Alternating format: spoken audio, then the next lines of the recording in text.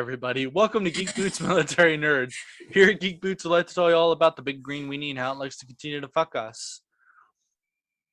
And I don't have one, which I guess in and of itself is a big green weenie. I mean, it works. It does work. Listen, we prepared for our questions and just getting ready, watching the movie and everything. But I didn't put enough stock and thought to the big green weenie. So I apologize to the listeners, but it is what it is. This week's episode, Shang-Chi, and then a little bit of love to just send special messages at the end of this episode to the 20th anniversary of 9/11. Just a quick message about that. But Shang-Chi, before we roll into that, let's talk about all the people who support this channel. Much love to them. If you hit us up on Patreon and you donate a little bit, whatever it is you want, we've got awesome tiers for awesome different types of things. Right now, considering how few there are, few the proud, all of them get an opportunity, if I remember to do so on Patreon, to ask questions to the channel, and then you get to be kind of a part of the channel, and that's pretty awesome. And if I forget to do it, don't worry, because we give you love anyway. Shout out to Guts and Sean. Much love to you guys. Thank you for constantly supporting this channel. You guys are fantastic human beings. Absolutely love you guys. Can't wait to see you guys. Other shout outs, of course, my comic book shop for continuing to support us, putting our poster up on the walls and everything. Mill Geeks Comics and Collectibles, thank you guys so much for showing your support. Make sure you support your local comic book shops. If you love these movies, support the industry that creates these movies. Throwing it over to Cosplay Genemy. Got anybody you want to shout out for today? Yes, but I want to get their name right. Hold on. Okay, holding. Okay,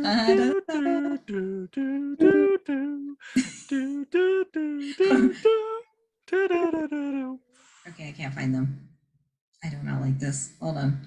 I was about to say, that's a really creative name. That's like opening a restaurant and calling it I don't know. I don't know. It's just the I don't know. Well, I went to the Colorado Springs Comic Con, which was super fun. Sweet. Super fun times. And so many motherfuckers went to Dragon Con, and I'm not gonna lie, I think that was the first time in my life where I went, man, I would kill to go to Dragon Con. You know, Dragon Con was my first convention ever. I think I remember you telling us that at like season 1, we were talking about our first conventions, getting to know each other, and I remember my response being, wow, you really know how to go big or go home. It was like one of those, I lived in North Carolina, and I had friends who we played Anarchy Online together, because you know I'm old, and they were working with the Funcom booth, and they were just like, hey, why don't you come? And I was like, okay, what is a comic, what is Dragon Con, what is this? Right. And they're like, you get to dress up, and I'm sold. Right. My first was San Diego Comic Con, so equally as big. Yeah. Maybe bigger, I don't know, but yeah. Well, at the time they were probably the same size. Yeah. That was in 2006. Yeah, what year San Diego were you, Hawkeye? 2019. Oh yeah, no, yours were way bigger than mine. Yeah. I've only been cosplaying for 2 years. Yeah. I had not been cosplaying at all. That was my very first convention. Very first 2006. Very first time I cosplayed, very first time. Were you by any chance, much like my buddy photographer Johnson Dang, much love to him, Emerald City Comic Con was his first convention, and I see him in the hall, it's like opening hours basically, and I walk up to him to say hello. He's pouring sweat out of his forehead, and I'm like, are you okay? And he goes, yeah, I'm just really overwhelmed, this is my first convention ever. And I'm like, whoa, bro. Well, the good thing about getting invited to with people who were working for a booth is I kind of got pulled into it. And so I had a place to like go. Fair enough. And so that's like my favorite thing now about conventions is going with like booths, because there's always that place you can kind of hide behind. Like the Colorado Springs Comic Con, I didn't have a booth. This has been like the first time I didn't, probably since I started going to conventions. And one of my friends was one of the cosplay guests, and he was like, hey, if you need to, you can come and sit with me, because he was by himself. Okay. So I was like, nice. And Lee Jack Sparrow. He is a Love him. freaking phenomenal Jack Sparrow, and he also does sharing cosplay. Yep. Love that guy to death. Very nice. Shout out to Lee. So Yeah, yeah, since I saw you guys. he's always Sorry. kept that like. Sorry, go ahead. He's always kept that like really secretive that he ran sharing cosplay, but it was on his like banner. So I feel like it's kind of public now. Right. It said Lee Jack Sparrow and sharing cosplay, and I was like, okay, I think that's a thing now. I think he's announced that he's the person. Can't escape it now, good sir. That's on your banner, so You know, who are you giving a shout out to aside from Lee Jack Sparrow? now just him, I think. So because I could not find the name. It was a podcast, and I got to like do an interview with them at Colorado Springs Comic Con, and I forgot their name. Well, if anybody listens to this and knows exactly what she's talking about, comment below on this episode so we can give them proper respect and love. Yeah. Hawkeye Cosplay, you got anybody you want to give a shout out to? Sure, Graham Cracker Comics here in my town, Murrieta. Yeah. Cool. Yep. There you go. Sweet. And Silicon with Adam Savage. I got to go to that. I've been there since I saw you guys last, so that was a lot of fun. And if you watch the Adam Savage's latest incognito video on YouTube, you'll see me taking pictures with him. So that's what's up. yeah, That's awesome. yeah, he was Hell in his yeah. Mark I armor, and at first we didn't know it was him, and then we caught on. Yeah. But Sure. yeah, it was a lot of fun. We had a good time. Awesome. That's awesome. Yeah, I ended up like hanging out with like one of the voice actors of I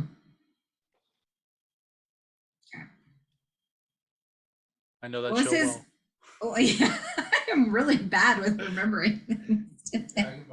Thank you. Dragon Ball. Oh, that's right. That's right. You sent us the videos of that. I was a little jelly as a huge Dragon Ball Z nerd. If you can't tell from, my entire background, I go at 1, 2, 3, Shenron up here.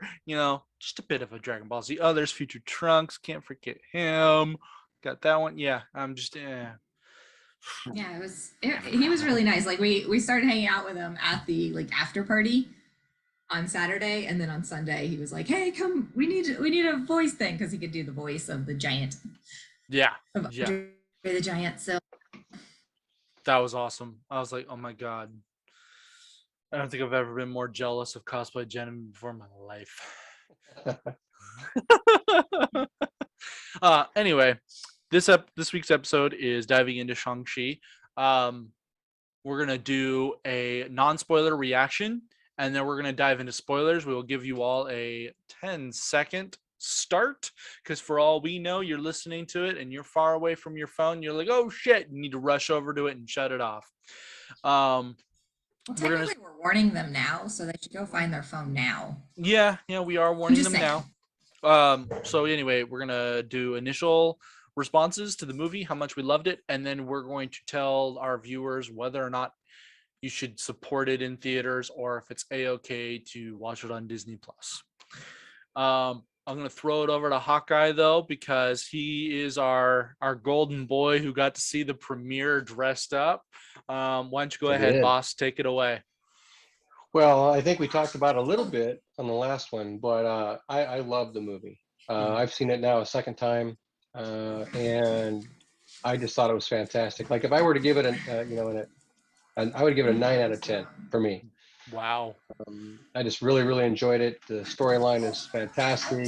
There's good fight scenes. There's good laughs, all that kind of stuff. So, I mean, I loved it. And in my opinion, you got to see it in the theater. Yeah. I just think it's way better in the theater than on the Disney Plus. To add on to that, as we wait for Cosplay Jenemy, who we can clearly hear in the background. Yes. Here's something else to help hype this up as a question that is non-spoiler territory. What is your, compared to other solo MCU movies or just MCU movies as a whole, what is like your top movie and how close does it come up to it? So let's say like origin story. Yeah. So like the first of, Iron Man first. So so Iron Man's probably my favorite. Okay. First one, I thought it was really well done. The story was good. And I would say, to me, Shang-Chi is as good as that from an Okay. origin perspective. Sometimes origin stories get a little bit slow, they got to build, but this was right away. We got action, right? Hmm. Almost immediately we were into it, and it never really let up that much. So for me, I just, it's right up there. It's probably in the top three for me as far as standalone movies go. Nice. Awesome. Yeah. Cosplay Genemy, your initial response, reaction of the movie compared to, and then do a comparison towards another movie you really revere as top of the MCU. And then, of course, whether or not it's worthy in theaters. Um, so I thought it was really fun. Like it was just a fun movie. Hmm. Like it was very enjoyable. I really, really liked it. But I thought it was like, I don't know. I would compare it to kind of like Thor Ragnarok when you go into that and you're like, oh my God, this is just fun. Hmm. Like not necessarily like, did I get the right Thor? Yeah, Yeah. Thor Ragnarok. Yeah, that's the Okay. one they Yeah. decided. I was like, Hey, I got the right. 'Cause these first two movies sucked, so let's put a lot of comedy on it, and then maybe it'll sell. And everyone's like, "Hey, you did a good job." yeah, there was action to comedy to like storyline. Everything was like just it merged together great. It was fantastic and it was super fun to watch. Like some movies are just like you go in and you're like, that was a good movie, good storyline, but it was a little bit too serious. Kong versus Mm. Godzilla. To me, that wasn't. To me, this one was super fun and I really enjoyed it. And I would probably watch this one again. And that's a huge thing for me because I don't tend to watch a whole lot of movies There we again. go. Okay, perfect. Um, But Spider-Man is my favorite and still my favorite and probably will always be my favorite forever. And I'm sorry. how close to Spider-Man is Shang-Chi though? That's the real question that I want to see. So I got this idea, it just popped into my head because there was this one person who said on a different podcast that Winter Soldier is still their all-time favorite Marvel cinematic movie, right? Yeah. Shang-Chi literally comes right behind it. That's the way they label it, right? So I'm sitting here going, oh, this will be a perfect time to do this with this new phase and compared to other Marvel movies. So Spider-Man's your top. Where does Shang-Chi fall in line with it? I don't know because I think it probably like not like all the way up to the top, but I have a lot of the Marvel movies like in a line of like Okay, Mhm. because I enjoy a lot of them the same, and then I have a sure. few that are outshining. But this one is probably one of the outshining liars of it. Okay, So it's not the ones perfect. nothing from like the first phase. It's way above that. Damn, shots fired. What does that mean? Yeah, it is what it is. Okay, so again, huge culture with kung fu for me, so I absolutely loved this movie for the kung fu. uh, Blew me away. In terms of being compared to my top favorite Marvel Cinematic Universe movie, which happens to be Captain America First Avenger, I would put this at a comfortable 5. Like if I had a top 5, this officially pits itself in the 5 slot in terms of the MCU. Yeah, this one would definitely be in a top 5. Yeah, Yeah, yeah, for sure. Yeah, it's one of the better ones, and I think they just keep getting better with the movies that come out. Yeah. So much love to it. I definitely say that it is good enough not only to go see in theaters, but I would argue if you want to see it again, go show it support at the theaters Yes. again. Give it your money. Not through Disney Plus. Because that's not giving it your money. Exactly. Sorry. I just Salt. think it deserves to be seen in the theater. It's so good, and it's I just so much better with the I haven't seen a But movie in 3D Real D in a long time, and that's the experience I decided to choose for oh, you did. Shang-Chi. And Real D made it look so incredible because it gives so much depth to it while they're on the screen. So it really heightened the picture quality and the Hmm. sound. It was awesome. It was, I and of can see that. course, you got to go center seats. So I had the best seat in the house. Anyway, that is the spoiler-free review. Ladies and gentlemen, you have now 10 seconds to shut this fucking thing off if you don't want to be spoiled away. I believe Trevor's already doing it. 3, 2, 1. I was really hoping he was going to use the middle finger to put one up, but it is what it is. That's just me, I suppose. The spoiler territory. So let's dive into the first initial question that I put down. What stood out the most important for this film, about this film for you? Now we're gonna throw over to cosplay Jenemy. The different types of um, kung fu and how Yep. they blended them together. Yeah. That was by far like my favorite aspect of the movie itself. How they can take these very different styles and still blend them into fighting together, and it wasn't awkwardly or weird. Yeah. And there was just these crazy fight scenes where you have these very different fight styles that turned out to be just beautifully done. Yeah. Yeah. I concur. They really honored the martial arts. They really did. Chinese martial arts. They honored it Absolutely. Yeah. so perfectly.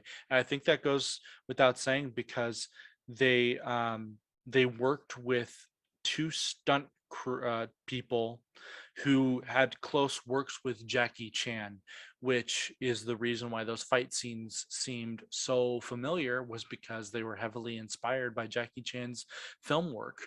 And much love to that in and of itself, because Jackie Chan's whole reason for being in film was to bring kung fu and Hong Kong arts to the West so that it can prosper. And I think that this film needs to come out and do that, and I think it did. So yeah, the martial arts for me as well, but I'll go in depth when it's my turn. You got anything else to add, cosplay Jenemy? What was the question again? Sorry. What stood out for you the most and as important? Yeah, I think that as a whole was like the most important, but then like the friendships and the different ways that friendships work together, of course, is always in something my favorite Yeah. storylines, and that Yeah. they did make it a love story, which is freaking awesome. No. They're just friends. Hawkeye cosplay. What about you, good sir? What stood out the most important about this film for you? Well, I mean, we've already touched on the fighting, of course, right? That was incredible. Yeah. But for me, the relationship between Aquafina and Simu Liu they're just awesome. Like that that dynamic between the two of them, she was cracking me up through the whole show, and the fact that she was right there, with him through the whole thing from beginning into that movie, and had an important role in that thing. I just thought they just really wrote that so well, and I just loved Aquafina. She was cracking me up. Like I just thought that was great, and their dynamic was just fun to watch Hell yeah. for me. So I mean, and the fighting was incredible. I mean, how do you pick one thing with this movie? Yeah. The fighting was absolutely incredible. Um, you know, and for me also, again, we're talking spoilers now, right? Yeah. Yeah. So when I was at the premiere and Sir Ben Kingsley came walking by, I was kind of surprised to see him there. And when I saw him, because the character's name is Trevor, Yeah. so I saw him go, Trevor, like this. I put my hands out, Trevor, and he looks at me, and he just right at me, locks eyes. I go, I'm Trevor, and he walks right to me. Says, keep your eye out, might see old Trev in the movie tonight. Like so he kind of told me right ahead, like, oh, I'm going to be in the movie, right? And so for me, that was just fun because he was in the theater watching it with me, because I saw him walk in and sit behind me, not too far behind me, and then to know we just had that interaction on out on the red carpet, and now he appears on the screen, and of course, who didn't die laughing, right, at his character. So I mean, that was kind of a real personal kind of a thing. It was cool. Mhm. That's really awesome. But yeah, but their relationship, the dynamic that between the two. Trevor met Trevor. Yes. Right. Old Trev might make an appearance. I feel like that needs to be the title of this week's episode. When Trevor met Trevor. Oh, perfect. Writing that down. Yeah, when There you Trevor go. met Trevor. His character, it was so fun. He just like, Oh, hilarious. and his little pet. That pet was fun.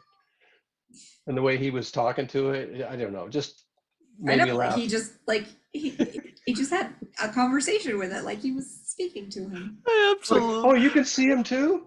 Like he Where's thought his- he imagined this thing this whole time. Where's his face? Shh, don't talk about that. He's sensitive about that, okay? Absolutely loved This it. writing was so good, you know? Yeah. It really was. Like it like I know I just said it was like fun, but it's hard to like describe like for me like when I mean like when I say movies are fun. Like I really enjoyed going in there. There was no part of this movie where I was like, all right, are we done yet? Right. Yeah. Like, I am not the biggest fan of going to movies, which kind of sounds weird since we do all this stuff. But like for me, it's like it's a whole lot of sitting still, and I don't do that well. I don't know how active you are on TikTok, but that just makes me think of this new trend that's on TikTok. This redneck sounding guy goes, what did he say? I just went to the doctor. I don't know what I don't fucking remember what he said. He goes, I don't know what that is, but I got 80 of them motherfuckers, and he talks about ADD. Yeah. Anyway, Is that a I'm- cat I'm- I hear in the background? Yeah, There's a he's cat. fussing at me. no, total cat. He's not happy. He Right. wants me to give him food, I think. Oh, so demanding. So He is. again, He's so demanding. I will also key on it, as I said before. Yeah, the martial arts aspect. Considering I was okay, so Trevor and I spoke about this before the show started. Something that had slightly worried about me. MCU tends to do cookie cutter with a lot of its movies, and a part of me was really concerned that they were going to do that with this movie, and then the fighting started happening in that fucking bus, and I went, oh my god, ladies and It was gentlemen. way outside of their normal. Yeah, way outside of the normal. Well, because this is Marvel's first kung fu movie. This is what this is. And then furthermore, the fight scenes were real. Those were all choreographed fight scenes happening inside of this bus, inside, all these scenes that are happening. Obviously certain things get embellished with CGI depending on how high they're jumping and whatnot, or where they're getting hit. But, fight scenes with him and his sister, or fight scenes with him and his dad in fist-to-fist combat style, him with goons. It was all there. And I absolutely love that and appreciate that, because brief history lesson about Kung Fu, especially Hung Gar. Okay, when communism overtook China, they didn't like Kung Fu, because Kung Fu by the Shaolin monks was essentially their version of sheriffs during the Western time period. They didn't like that. Hey, such and such came into my store like a drunken belligerent idiot, stole all of my money and broke all of my things. I need your help. The monks would then go in and they'd give them two options. They'd go, either A, you make amends for the thing that you just did, or option B, I kick your ass. Option B tended to happen a lot more than often. Communism didn't like that. Long story short, in order to keep their arts alive, they changed it and turned it into more of a circus show, a performing art. So they would do the lion dance, as it's called, and they would get students would come in and they'd go, okay, behind closed doors when no one's looking, we're actually going to teach you self-defense and enlightenment. As it starts getting more and more strict on them and they're breaking down doors, they move to the US to help bring their art and their culture and keep it alive. So to me, this movie is really important because, as I was talking with Hawkeye about this, the only real quote unquote kung fu movies that we've gotten these last couple of years has been the John Wick series, and much love to the John Wick series in Tai Chi and Gung Fu, as it's being labeled. we haven't had a real traditional kung fu movie, and Shang-Chi fucking did that. So I absolutely love that. That was what was really important to me in terms of their culture. But furthermore, because no one else talked about this, another really important factor, the villain. The villain didn't even have to talk. Every time he was on screen, he was captivating, and I am so happy that they did that, because it's not every day you get a movie in general where the villain is really good. So I absolutely loved that you felt for the villain, you got pissed off with the villain, you felt like the villain could totally kick your ass and you're afraid of the villain. Um, Whatever lines he had, few or otherwise, were really empowering, especially when he had a moment, even though he's the villain, he asked her, he asked, was Katie, I believe is her American Katie. English name, Mhm. what's your heritage name? That scene was pretty powerful. It was a great balance in terms of the slight little subtle messages that are put into this movie about culture, because Katie made that comment towards her mom because her mom was bringing up about culture, and she goes, "Mom, how long have you been living in the US? Okay, you're American now. Time to shut up. Okay, just deal with it." And then fast forward, he goes, "And that's fine, but never forget where you come from." Both messages are really important, and the fact that the villain of all people is going to say this was pretty cool. So much love to the villain and the performance, because wow, he will be remembered for all time, and he's a one-off too. I mean, maybe they might bring him back. I'm not really sure. It's Marvel, so anything can happen. But the I don't think fact so. that he came into that movie one time and he will be remembered for all time is pretty, speaks Yeah, volumes. and that's one thing Marvel doesn't always do well is their villains. Mhm. So they're pretty much forgettable. Yeah, seriously. Like you might kind of remember them from the comic book, but when they're in the movies, it's not as impactful. So yeah, you're right. He did definitely have that Thanks. something in the few scenes that he was in. By the way, thanks for photos of your cat in the group chat. He is like running up and down the stairs and he's upside down and he's trying phantom bugs, I think. What do you think of old Razor Crest? What do you think of him? Razor Crest. Oh, yeah, the guy with the sword, right? Yeah, the Yeah. big dude. Speaking of, let's talk about Made me think of Taserface. favorite characters as the next question. Let's throw it over to Ah. Hawkeye. Favorite character and Oh my goodness. why? My favorite character? And why? How do you pick one? We Well, I already don't. talked about Trevor, so I've That's not my problem. obviously Trevor's hilarious. Katie was hilarious. Yeah, but I think Shang-Chi. Yeah. Yeah. And if I had to pick a favorite, I thought he did a great job. Mhm. Um, yeah, yeah. So I'd say Shang-Chi. But the With the why? others very close. But the why, good sir. I'm milking it. Come on, man. Yeah, yeah. Well, first of all, he was great through the whole thing, right? I mean, his everything about the character was cool. Mhm. The fact that he could, be a bumbling fool one minute, and then a kick ass the next, and I just really enjoyed what they did with it, and of course the end, right? He goes back to just being with his friends, like just a dude, right? Just talking about what he just did, and so I just thought his delivery was, I can be a goofball. I guess maybe because I'm a giant goofball, and Yeah. I can be serious when I need to. So I just like that. He's just this kind of nut, and then serious and kicking ass, and then back to being a nut again. So It not just taking makes himself too seriously, I guess I would describe it. it makes me it just reminds me of the end credit scene. Is my favorite scene of his, where they're like, Yeah, get plenty of rest, you're gonna need it. Right, yeah, get plenty of yeah, rest. yeah. Or, And they're all doing or, karaoke. Fucking hell yeah, yeah, man. I absolutely yeah. love that. Yeah. Or Yeah. it's the body language too when he's delivering Uh-huh. that line, like Or, or I know. I love But that. you know, Dude. Aquafina, Katie character was awesome too. Again, I said it before. I just love that they were right there, side by side through the whole thing, and that they both got to go at the end together. So I Yeah. thought that was pretty cool. Yeah. Seriously. All right, Cosplay Jenemy, favorite character and why? Oh, hands down, Katie. Hell Yeah. yeah. like hands down. Like she is nobody, honestly. Yeah. I mean, she's a nobody and becomes like and nothing that they did with her was outside of like the scope of reality of what Yeah. could happen to somebody who has zero training, zero talent.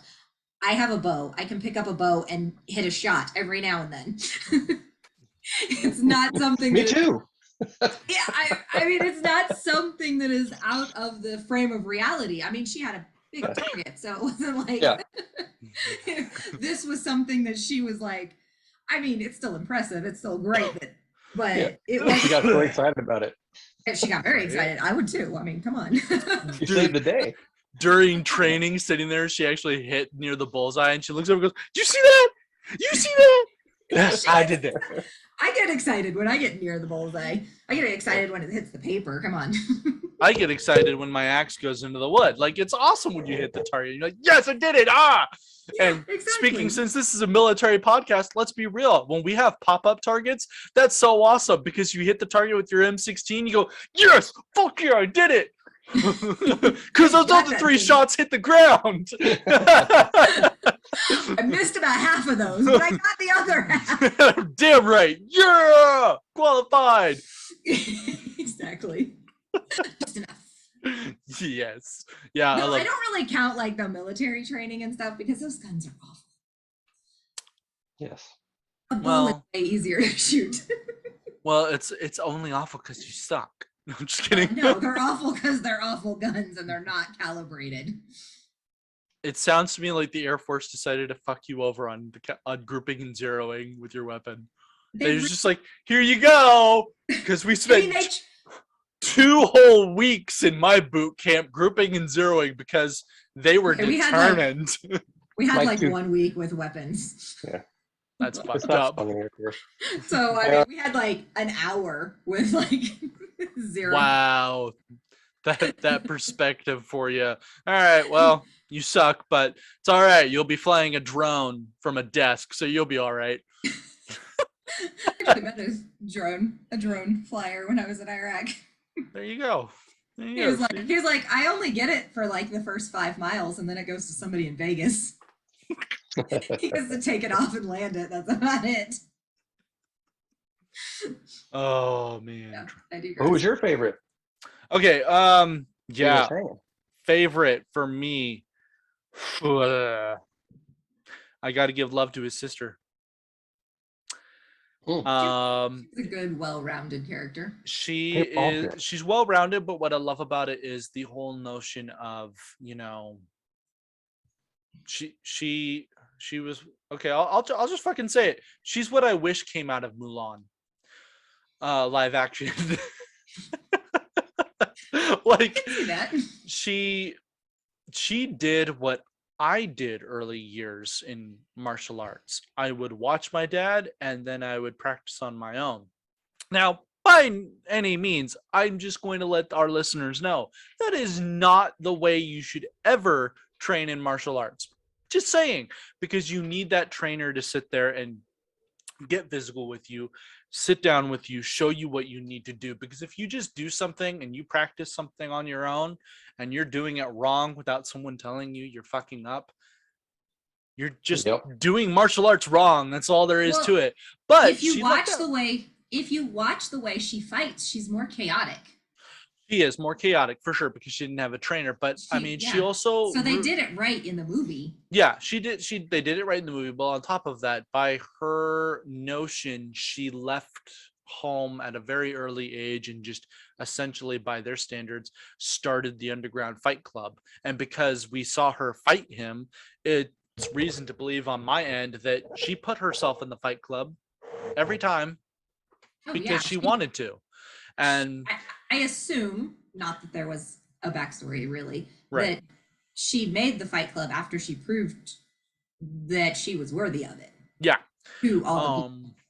But the fact that she decided to say she was the epitome of martial arts as a whole. You know, you got someone over you saying no, communism in China, and you decide to say, fuck you, I'm gonna train behind closed doors, Shaolin monasteries. I gotta give love to her. I mean, especially because she managed to kick her brother's ass, who had thorough training with the master. Well, And To he be wasn't fair, fighting he though. was holding back. She was not. true, true. But you know, she proved herself, and I really Oh, loved her. 100%. I loved that story arc. She has a lot of sass. She showed a lot of heart. And at the end of the day, I gotta give respect to the game that she played, because she was like, I don't need anybody to get out on top. And I respect the fuck Well, out of that, especially my being an Asian female. my question is, what is she going to do with the 10 rings? It's the question, isn't it? Which leads into one of the questions of about how relation to comic books. Um, in the comic books, he leaves his dad alive, and his dad kind of plays Zeus to legendary Tales of Hercules, and just keeps, or not Zeus, but Hera, keeps sending tons of villains at Hercules' way to try and stop him and kill him. It's within that same vein. His dad sends tons of guys to try and kill him, because how dare he defy him?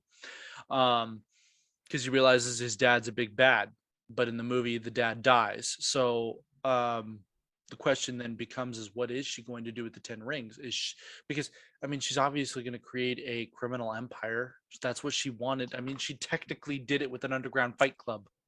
So I know, but it's interesting. yeah, I mean, Yes. we could see, because of Daredevil introducing the hand, that the 10 rings would somehow if they decide to. I mean, they could take creative liberty with it. Now they've Shang-Chi is very different compared to the comic books. They could make the 10 rings some type of underground powerhouse that ends up helping out in the end on the next series of movies. You know, she creates an army, and then all of a sudden when they need help, you got all these other martial artists showing up out of fucking nowhere helping Right. out. So I mean, I kind of feel that that's kind of a Marvel I don't thing. see her going bad though.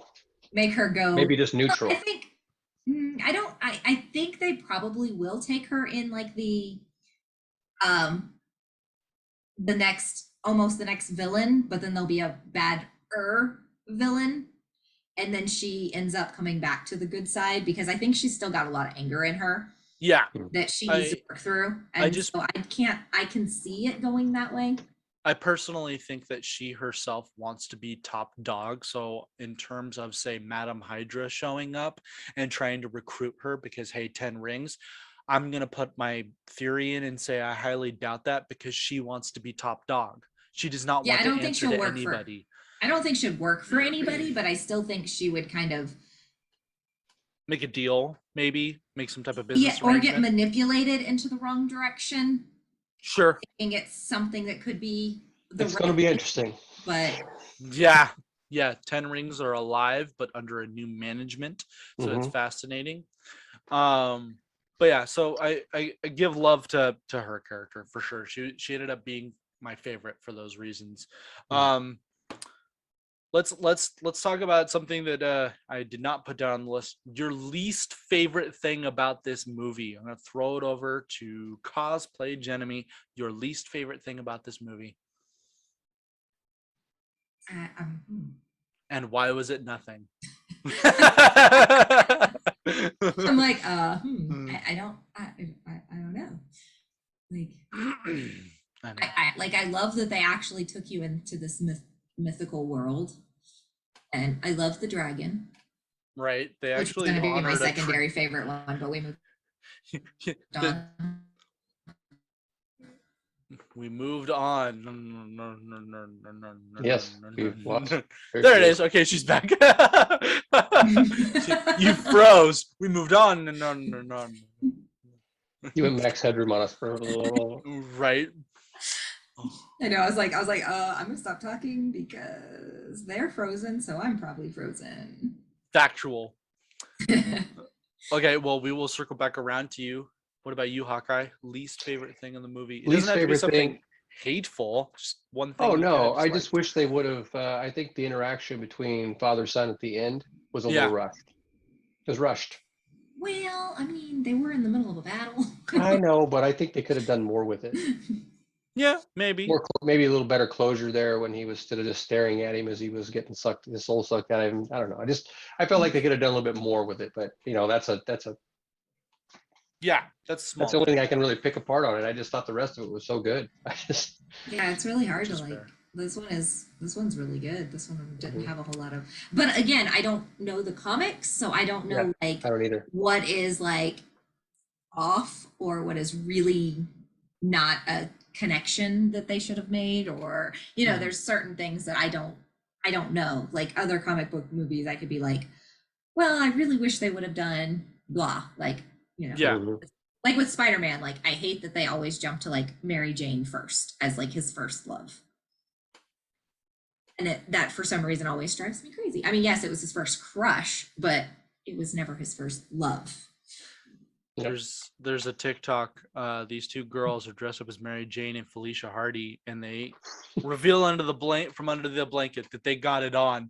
And then Spider-Man stitches their video, and he goes, "See, this is why I pick Gwen Stacy every time." Oh man. Okay, well, I do have one thing that I would nitpick on it. While it was visually stunning, it did kind of make me go, "Oh, here's that touch of the MCU right here." Was the big final showdown between him and the soul-sucking demon thingamajiggy. Um, while the fight scene between him and his father there on the cliff was a lot of visual rendered, a lot of CGI, it still kept me in it because a lot of the fight scenes were still very much them. But it wasn't until he decided to jump off the dragon and do, as Katie called it, a Kamehameha something into his chest that made me go, there's the Avengers touch. What the fuck? Like this entire time we're seeing this guy just use martial arts to his advantage and use his heart and soul, and then all of a sudden, We had to use the rings. well, yeah, he had to use the rings, but I'm just You could sitting here martial going, arts that thing. I mean, it was visually stunning, Yeah. but that's when I went, there's that cookie cutter right there, the big fight scene. So, um, that would be my one gripe, because I mean, don't get me wrong, I think they had to do it that way because they had to say, this is this character and this is why he can be an Avenger, because look what he just took down. So I respect that and I understand that, but it's still, I'm just like, what? I mean, I'm just saying, if Black Widow and Hawkeye could do it, he can do it. He didn't have to fucking go that ham down. Well, I mean, that was the rings. That's not necessarily him. True. I mean, Although it's part of him, but it's he not. clearly made a drop from over 300 feet in the air and wasn't harmed. But that's neither here Well, because nor he had the there. rings. The rings keep you alive. I do have something I'd like to talk about. Go for it. Do we think, based Mhm. on the end credit scene, that there's a connection between the rings and the Eternals? Because of the tech. The tech, they don't recognize it's not in the Kodak. It's not in the codec. You know what? I can see that, considering I can see that. it's the opening monologue for me that made me think it was Eternals, because they talked about how he's been around for thousands and thousands of years and this thing kept him alive, and nobody can tell where he found it. It just came out of nowhere and he grabbed the tech. And So if as you far watch if you watch a trailer for the Eternal, they talk about something has awakened, or there's some signal, Yeah. right? yeah.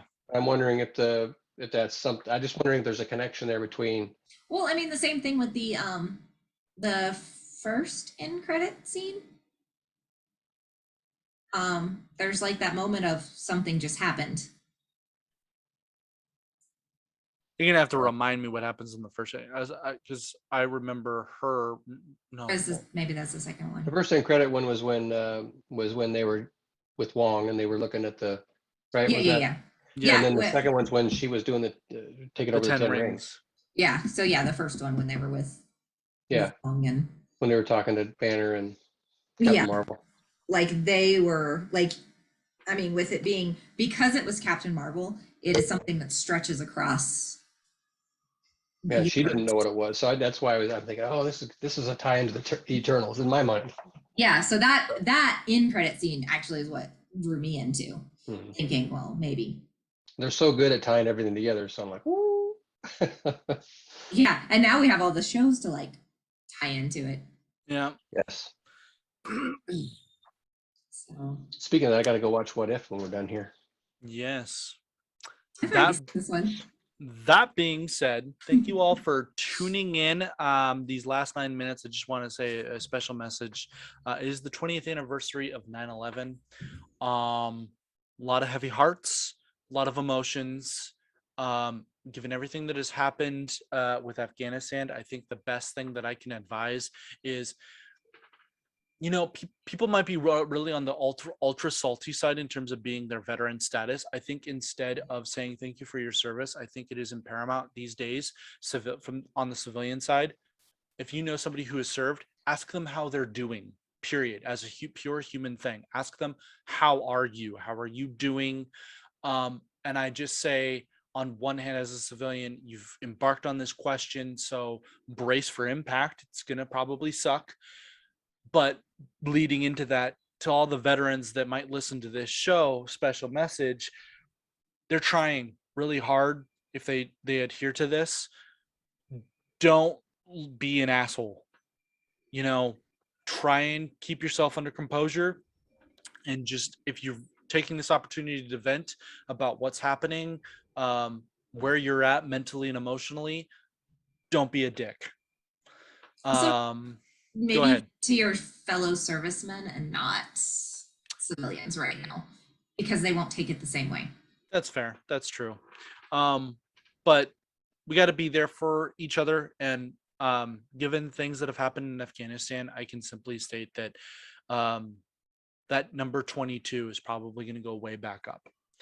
Um, so it's really important during this anniversary to be loving, be kind, try to bring smiles. Laughter is our best coping mechanism as veterans, as service members.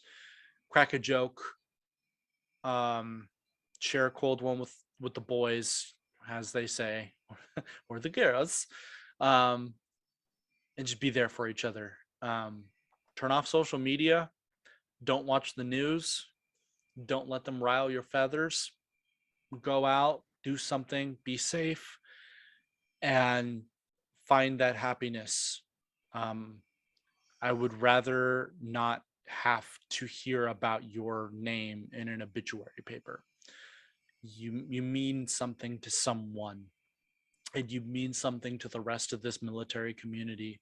We love each and every one of you. Um, that's what I got. Anybody else have a special message? I think you said it well. Um, my other side of this would be, remember the Muslim Americans who kind of got crapped on in the Yeah. beginning. Maybe Yeah. take care of them, make sure they're okay too. Yeah. Some of them are also service members That and have gotten being it both sides. That reminds me, my recruiter and I have been kind of the biggest people talking to each other about Afghanistan and everything going on. And he's been actually showing with me, sharing with me, and helping me. So, to our listeners, do what you can, put out feelers, do whatever research you can. There are active programs countrywide that where you can donate clothes, food, water, and money to the oncoming refugees of Afghanistan. Um, and give some love to those organizations that put in a lot of fucking work and went out there in the private sector and gathered as many plane full of people, bus full of people that they could, and did some incredible things. Shout out to Save Our Allies and Operation Pineapple Express, I believe, were the two organizations that did a lot of incredible things. And I think there's a third organization that is right now in Afghanistan trying to do its work as best it can humanly possible. So show support. donate clothes, donate food, find out who's receiving them for the refugees, and help out however you can, because we need to support these people for sure. These are people that actively do not want to be a part of the Taliban and want to come to America for safety, and it's in our best interest to be there for them, for sure. These are people we can really support. So I hope everybody has a good 9/11 anniversary. I hope that you do so with love in your heart. It seems weird. I'm not going to. I just thought about, normally we end this episode saying like, share, comment, subscribe, blah, blah, blah, blah. I'm like, you know what? No, that belittles the message. Thank you for tuning in. We will see you all next week with whatever the fuck it is we plan on talking about. Much love to all of you. Stay safe, everybody. I am your host, Tom Cruise. With me are my amazing co-hosts, Hawkeye Cosplay and Cosplay Jenemy. Thank you all for tuning in. Bye, everybody. Bye. Bye.